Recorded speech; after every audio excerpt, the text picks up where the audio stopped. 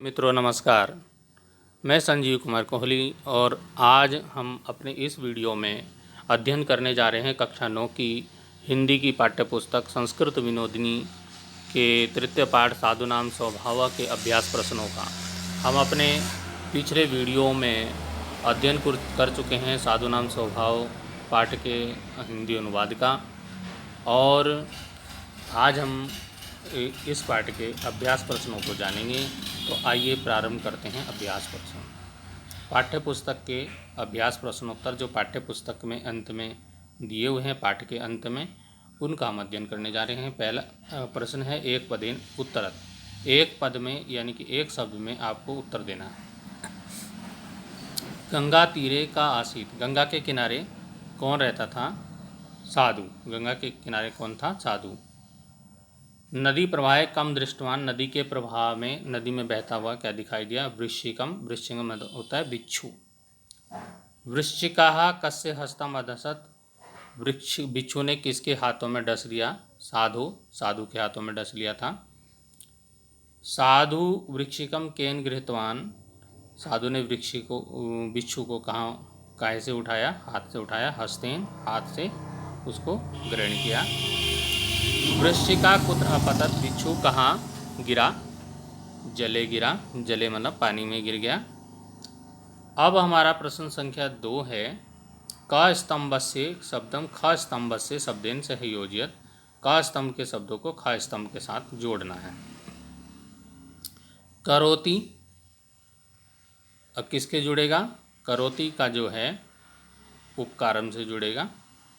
तो ये स्तंभ से जुड़े हुए यहाँ पे हम शब्द दे रहे हैं आपको।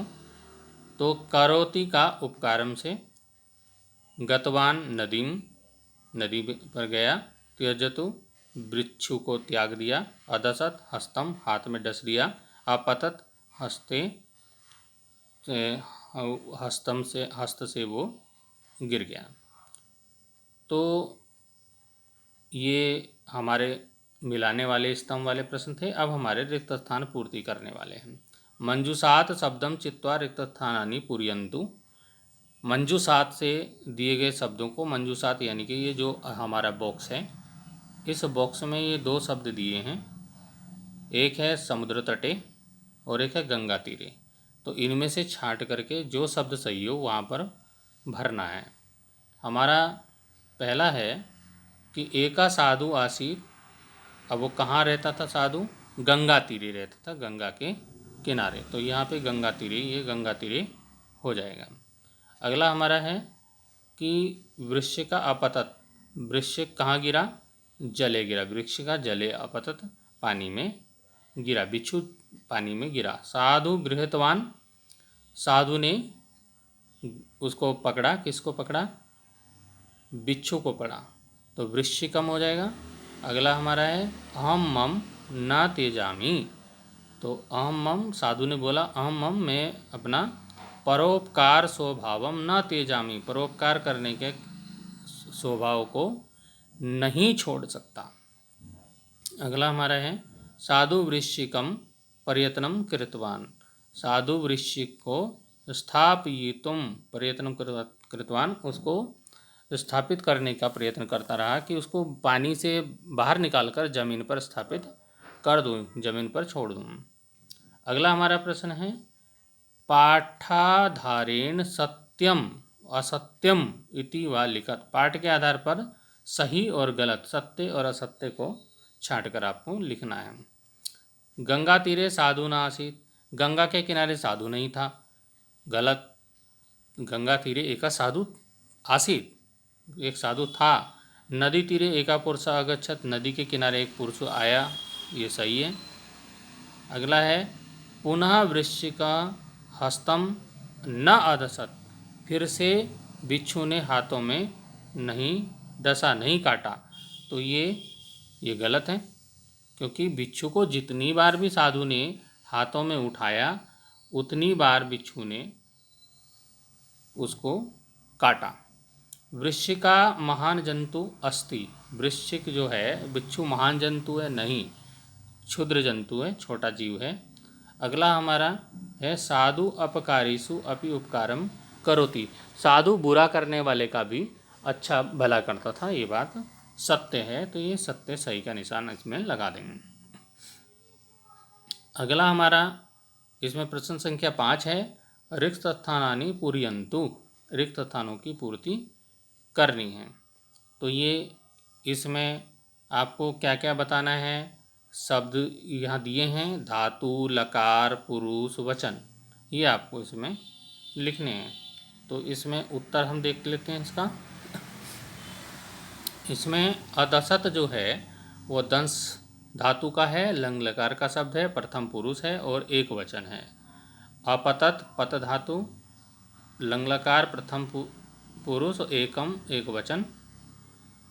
त्यजामि त्यज लट उत्तम एक वचन। भवति भू धातु लट लकार प्रथम पुरुष एक वचन। और पठसी पठ धातु लट लकार मध्यम पुरुष एक वचन। तो इस प्रकार आप इनको समझ सकते हैं। अब इस प्रकार ये प्रश्न हो गए। अब इसमें व्याकरण बिंदवः कुछ दिया है पाठ के प्रश्नों के अंत में। तो कत्वा तुमुन ल्यप प्रत्यय जोड़ना है और शब्द बनाने हैं। जैसे ये यहाँ पे दिया है कि गृह धातु और कत्वा प्रत्यय जुड़ा, तो ये गृहत्वा हो गया। और गृह धातु में ही तुमुन प्रत्यय जुड़ा तो गृहतुम हो गया। तो ये इस प्रकार से और शब्दों को भी आपको बनाना है। जैसे क्री है, पठ है, त्यज है। तो देखो यहाँ पे क्या हुआ, क्री और कत्वा से मिलकर बना कृत्वा, पठ और कत्वा से मिलकर बना पठित्वा, त्यज कत्वा से मिलकर बना त्यक्त्वा। अब तुमुन जब धातु का हम प्रयोग करेंगे, तुमुन में धातु तुमुन प्रत्यय का प्रयोग करेंगे धातु में, तो ये हो गया क्री तुमुन कर्तुम, पठ तुमुन पठितुम और त्यज तुमुन त्यक्तुम। अब ऐसा क्यों हुआ, इसका क्या नियम है ये हम देख लेते हैं। कत्वा और तुमुन दोनों ही प्रत्यय धातु के बाद लगते हैं। जब दो क्रियाएं एक ही कर्ता संपादित करता है तो पहली क्रिया के साथ कत्वा अथवा लेप प्रत्यय का प्रयोग होता है। लेप प्रत्यय केवल उपसर्ग युक्त धातुओं के साथ ही होता है। तुमुन प्रत्यय के लिए के अर्थ में प्रयोग होता है।